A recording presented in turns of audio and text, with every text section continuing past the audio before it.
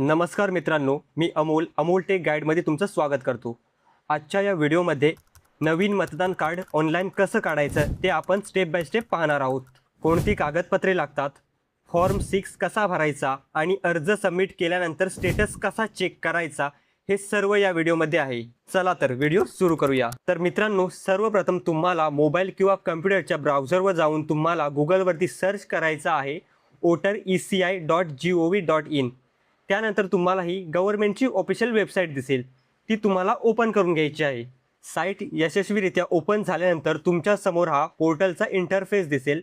त्यामध्ये तुम्हाला इकडे उजव्या बाजूला कोपऱ्यामध्ये लॉग इन आणि साइन अपचं बटन दिसेल। जर तुमचा लॉग इन ID असेल तर तुम्ही लॉग इन करू शकता आणि नसेल तर साइन अप बटनवरती क्लिक करून यूजर ID बनवावा लागेल। तर मी सुद्धा साइन अप बटनवरती क्लिक करतो आहे। त्यानंतर यूजर ID क्रिएट करण्यासाठी तुम्हाला येथे मोबाईल नंबर टाकून घ्यायचा आहे। त्यानंतर ईमेल ID हा ऑप्शनल आहे, नाही टाकला तरी काही हरकत नाही। त्यानंतर खाली दिलेला कॅप्चा जसाच्या तसा भरून कंटिन्यू बटनवरती क्लिक करायचा आहे। त्यानंतर पुढे येथे तुम्हाला फर्स्ट नेम आणि लास्ट नेम टाकून घ्यायचा आहे आणि सेंड OTP बटनवरती क्लिक करायचा आहे। त्यानंतर पुढे तुम्ही दिलेल्या नंबरवर एक OTP पाठवला जाईल, तो येथे टाकून व्हेरीफाय बटनवरती क्लिक करायचा आहे। त्यानंतर तुमचा ID येथे सक्सेसफुली बनून जाईल। मग तुम्हाला येथे लॉग इन बटनवरती क्लिक करायचं आहे। पुढे तुमच्यासमोर हे लॉग इनचं पेज ओपन होईल। त्यामध्ये तुम्ही रजिस्टर केलेला नंबर आणि खाली दिलेला कॅप्चा टाकून रिक्वेस्ट OTP या बटनवरती क्लिक करायचा आहे। त्यानंतर तुमच्या नंबरवर OTP पाठवला जाईल, तो टाकून व्हेरीफाय अँड लॉग इन बटनवरती क्लिक करायचा आहे। यशस्वीरित्या लॉग इन झाल्यानंतर तुमच्यासमोर हे असं इंटरफेस दिसेल। त्यामध्ये तुम्ही येथे पहा, येथे तुम्हाला न्यू वोटर रजिस्ट्रेशनचा ऑप्शन दिसेल। त्यामध्ये तुम्हाला फॉर्म नंबर 16 भरायचा आहे। जर तुम्ही 18 वर्षांचे किंवा त्याहून जास्त किंवा पुढील काही महिन्यात 18 वर्ष होणार असतील तर तुम्ही हा फॉर्म भरू शकता। तर फॉर्म 6 यावर क्लिक केल्यानंतर तुमच्यासमोर हा फॉर्म ओपन होईल। त्यामध्ये सर्वप्रथम तुमचं स्टेट, त्यानंतर डिस्ट्रिक्ट सिलेक्ट करून घ्यायचं आहे। त्यानंतर खाली तुम्हाला number and name of assembly constituency भरायचा आहे, म्हणजेच विधानसभा मतदारसंघ निवडायचा आहे। तुम्हाला माहीत नसेल तर तुम्ही घरातील वरिष्ठांना विचारू शकता। जर नंबर माहीत नसेल तर तुम्ही मतदारसंघ निवडा, ऑटोमॅटिक नंबर येऊन जाईल। त्यानंतर पुढे नेक्स्ट बटनवरती क्लिक करायचं आहे। त्यानंतर पुढे येथे तुम्हाला पर्सनल डिटेल्स भरून घ्यायच्या आहेत। तर येथे पहा, असं म्हटलं आहे की आधार कार्डवर जसं नाव आहे तसंच नाव भरायचं आहे आणि तुमच्या आधार रजिस्टर नंबरवर OTP पाठवला जाईल। तर तेव्हा तुम्ही फॉर्म भरत असाल तेव्हा तो नंबर तुमच्या जवळ असणे जरुरी आहे। तर मित्रांनो, फर्स्ट नेममध्ये तुमचं नाव आधारनुसार टाकून घ्यायचं आहे। सरनेममध्ये सरनेम खाली ऑटोमॅटिक मराठीमध्ये येईल। तर मराठी नावात काही बदल करायचा असल्यास कीबोर्डच्या आयकॉनवर क्लिक करून तुम्ही ते बदल करू शकता। त्यानंतर पुढे येथे तुम्हाला फोटो अपलोड करून घ्यायचा आहे आणि त्याची साईज जास्तीत जास्त 2 MB इतकी असावी आणि तो JPG किंवा PNG फॉर्मॅटमध्ये असावा।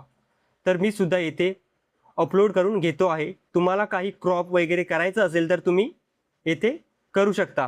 त्यानंतर सेव्ह बटनवरती क्लिक करायचं आहे।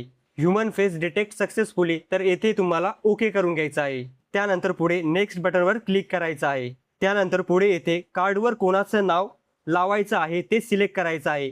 त्यामध्ये फादर, मदर, हजबंड, वाईफ ते सिलेक्ट करायचं आहे आणि त्यांचं नाव टाकून पुढे नेक्स्ट बटनवर क्लिक करायचं आहे। त्यानंतर कॉन्टॅक्ट डिटेल्समध्ये मोबाईल नंबरमध्ये सेल्फ ऑप्शन सिलेक्ट करून मोबाईल नंबर टाकायचा आहे।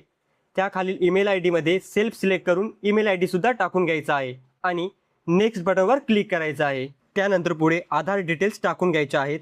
त्यामध्ये आधार नंबर ऑप्शन सिलेक्ट करून त्याखाली आधार नंबर टाकून नेक्स्ट बटनवरती क्लिक करायचं आहे। त्यानंतर पुढे तुम्हाला जेंडर सिलेक्ट करायचं आहे, मेल फिमेल जे काही आहे ते सिलेक्ट करून नेक्स्ट बटनवरती क्लिक करायचं आहे। त्यानंतर पुढे तुम्हाला डेट ऑफ बर्थ डिटेल्समध्ये बर्थ डेट सिलेक्ट करायचे आहे।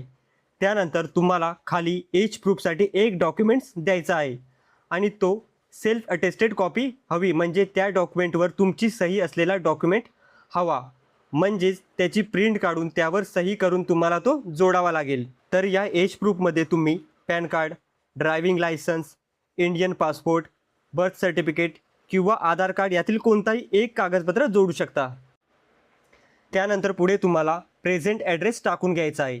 त्यामध्ये house building apartment number, street area, गावाचं नाव, पोस्ट ऑफिस, पिनकोड, तहसील तालुका, त्यानंतर जिल्हा आणि राज्य सिलेक्ट करून पुढे तुम्हाला ॲड्रेस प्रूफची एक सेल्फ अटेस्टेड कॉपी जोडायची आहे.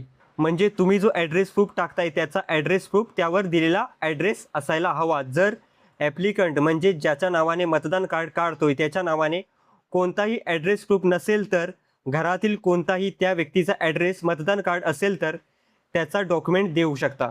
तर ॲड्रेस प्रूफ म्हणून तुम्ही यामध्ये Aadhaar card, Indian passport, water, electricity, gas bill, nationalise बँकचं पासबुक किंवा पोस्ट ऑफिस बुक यातील कोणताही एक डॉक्युमेंट जोडू शकता आणि सांगितल्याप्रमाणे ती कॉपी सेल्फ अटेस्टेड असावी. त्यानंतर पुढे तुम्हाला नेक्स्ट बटनवर क्लिक करायचं आहे. त्यानंतर पुढे कॅटेगरी ऑफ डिसेबिलिटी असेल तर खालीलपैकी सिलेक्ट करायचं आहे. म्हणजेच कशामध्ये अपंग आहे, किती % आहे, सर्टिफिकेट आहे का, असल्यास ते ऑप्शन सिलेक्ट करून सर्टिफिकेट जोडायचं आहे. नसल्यास इकडे काही सिलेक्ट करायची गरज नाही, डायरेक्टली तुम्ही नेक्स्ट बटन क्लिक करू शकता. त्यानंतर पुढे तुम्हाला फॅमिली मेंबर मतदान कार्ड जर घरामध्ये कुणाचं असेल, जो ॲड्रेस तुम्ही दिला आहे त्या ॲड्रेसवर, तर त्या व्यक्तीचं नाव आणि अर्जदाराशी त्याचं नातं आणि कार्ड नंबर टाकून घ्यायचा आहे. नसेल तर काही न भरता तुम्हाला डायरेक्ट नेक्स्ट बटनवरती क्लिक करायचं आहे. त्यानंतर पुढे डिक्लेरेशनमध्ये तुम्हाला येथे तुमचं विलेज म्हणजेच गाव, त्यानंतर स्टेट म्हणजेच राज्य आणि डिस्ट्रिक्ट म्हणजे तुमचा जिल्हा सिलेक्ट करून घ्यायचा आहे.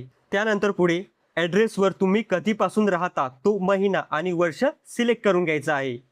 हे टाकून घेतल्यानंतर खाली यायचं आहे. खाली तुमचं प्लेस म्हणजेच गावाचं, शहराचं नाव टाकून पुढे नेक्स्ट बटनवरती क्लिक करायचं आहे. त्यानंतर सर्वात लास्ट म्हणजेच शेवटच्या ऑप्शनमध्ये तुम्हाला येथे कॅप्चा भरून सेंड OTPवर क्लिक करायचं आहे. तुमच्या नंबरवर OTP पाठवला जाईल. तो तुम्हाला एंटर OTP बॉक्समध्ये टाकून झाल्यावर प्रिव्ह्यू अँड सबमिट बटनवरती क्लिक करायचं आहे. त्यानंतर तुमच्यासमोर हा भरलेला फॉर्म ओपन होईल. तो चेक करून काही बदल करायचे असल्यास कीप एडिटिंग बटनवरती क्लिक करून पुन्हा बदल करू शकता. नसल्यास तुम्हाला साइन अँड सबमिट बटनवर क्लिक करायचं आहे. त्यानंतर येथे येस करायचं आहे. पुढे तुमच्यासमोर हे साइनचं पेज ओपन होईल. त्यामध्ये तुम्हाला आधार नंबर टाकून गेट OTP यावर क्लिक करायचं आहे. तुमच्या आधार रजिस्टर नंबरवर OTP पाठवला जाईल.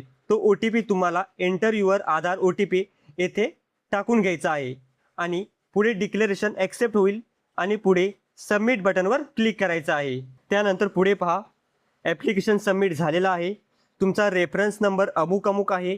या रेफरन्स नंबरने तुम्ही तुमच्या कार्डचं स्टेटस पाहू शकता.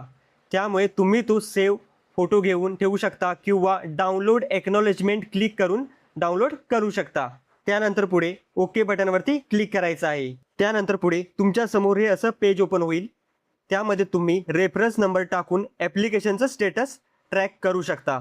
त्यानंतर तुम्ही येथे पाहू शकता की मी केलेल्या ॲप्लिकेशनचं स्टेटस सबमिटेड दाखवत आहे आणि त्यापुढे त्याचं सबमिशन दिनांक दाखवत आहे. या डाऊन एरोवरती क्लिक केल्यानंतर तुम्हाला येथे स्टेटस दिसेल, जसं की अप्रूव्ह झालं आहे, नाही झालं आहे, EPI नंबर काय आहे.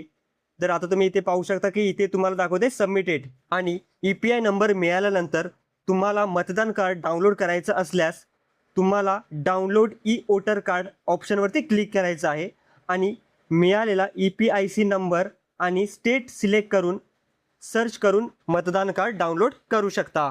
तर मित्रांनो, अशा प्रकारे तुम्ही नवीन मतदान कार्डसाठी ऑनलाईन अर्ज करू शकता.